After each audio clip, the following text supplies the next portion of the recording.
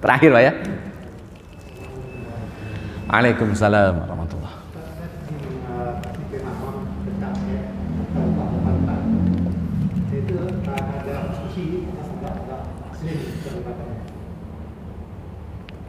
Surat At-Taubah ayat 50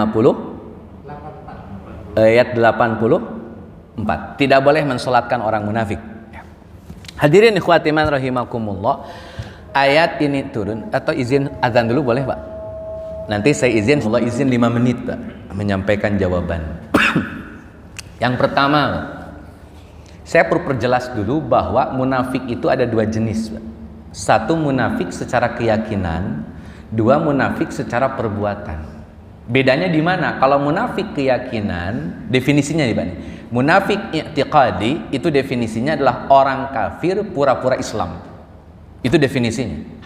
Harus bilang orang kafir tapi pura-pura Islam. Tapi kalau munafik perbuatan, dia orang Islam, cuman perbuatannya mirip orang itulah. Itu munafik perbuatan. Dia mukmin, dia muslim, tapi dia berbuat seperti perbuatan orang-orang munafik. Contoh Pak, saya bahas yang kedua dulu nih. Hadis ayatul munafiqina salasah. Kata Nabi kan tanda-tanda orang munafik itu ada 3. 1, idza haddasa kazzaba. Kalau dia ngomong bohong, janji inkar, amanah khianat. Mukmin tapi suka bohong, munafik perbuatannya. Mukmin tapi suka inkar, munafik perbuatannya. Mukmin tapi suka khianat, munafik perbuatannya. Muslim bukan? Muslim, tapi perbuatannya mirip orang munafik. Itu satu poin Pak. Dan kita akan sholatkan mereka, akan antar mereka ke kuburan dan seterusnya. Sama seperti orang Islam pada umumnya. Kalau yang pertama Pak, munafik i'tiqadi, ini berkaitan dengan background yang ada di zaman Nabi Sallallahu Alaihi Wasallam. Siapa mereka? Orang kafir, tapi pura-pura Islam. Makanya lanjutan surat At-Taubah ayat 84 kan, wala tusalli ala ahadim minhum mata abada. Kamu wahai Muhammad jangan pernah sekali-kali mensolatkan mereka selamanya. Wala taqum ala qabrih, jangan berdiri di atas kuburan mereka. Dilanjutin Pak ayatnya, innahum kafaru, sesungguhnya mereka itu orang-orang munafik i'tiqadi di zaman Nabi, orang kafir billahi wa rasulihi, kafir kepada Allah dan Rasulnya. Jadi murni orang kafir Pak, tapi pura-pura Islam. Berlaku bagi mereka Pak, kelakuan mereka nih ada di surat At-Taubah ayat 67. Al-Anfal atau At-Taubah Pak. Yang ya'muruna bil munkar wa yanhauna 'anil ma'ruf bil munkar. At-Taubah 67. Bahwa orang munafik itu punya kerjaan ya'muruna bil munkar, nyuruh perbuatan munkar, wa yanhauna 'anil ma'ruf, tapi melarang dari orang berbuat baik. Ini munafik i'tiqadi di zaman Nabi. Terakhir Pak, dalam surat An-Nisa 145 kata Allah Azza wa Jalla, innal munafiqina fid darkil asfali minan nar walang tajida lahum nasira. Bahwa orang-orang munafik itu berada di dasar neraka. Siapa yang dimaksud? Tokoh munafik, orang munafik di zaman Nabi Sallallahu Alaihi Wasallam. Mereka tidak boleh disolatkan kalau mati. Kenapa? Mereka orang kafir pura-pura Islam. Backgroundnya zaman dulu Pak. Persoalan sekarang, ada nggak orang kafir pura-pura Islam? Kalau ada, perlakukan sama.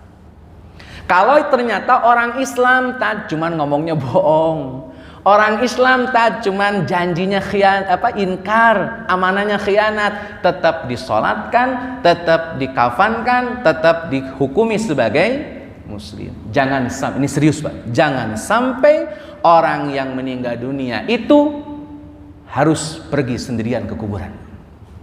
Anterin Pak. Jangan sampai dia jalan sendiri. Kasihan itu. Jangan sampai jalan sendiri, jangan sampai mandi sendiri, mandiin lah gitu. Dan sholatkan, jangan sampai dia sholat sendirian. Jadi itu pastikan itu.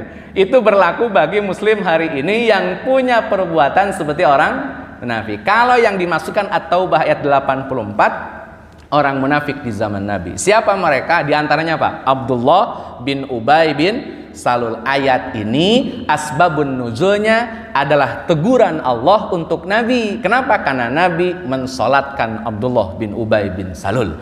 Karena Nabi mensolatkan Abdullah bin Ubay bin Salul keliru dalam pandangan Allah, Nabi dikoreksi. Kalimat koreksinya, wala tusalli ala ahadim minhum mata abada. Itu kritikan Allah buat Nabi sallallahu alaihi wasallam. Sekarang ya kalau memang ada Pak orang kafir pura-pura Islam terus padahal hatinya memang betul-betul kafir, cuman pura-pura Islam, ya perlakuan hukum yang sama. Tapi kalau hanya sebatas amaliyahnya, perbuatannya, tetap hukumi sebagai muslim. Ayat ini kemarin populer Pak di era Pilpres ya. Ini saya kurang sepakat Pak bawa ayat untuk politik lah ya. Kalau memang harus bahas ayat yang relevan, jangan maksain begini. Karena ayat ini tidak relevan dengan orang munafik sekarang. Satu lagi Pak terakhir, orang munafik di zaman Nabi banyak.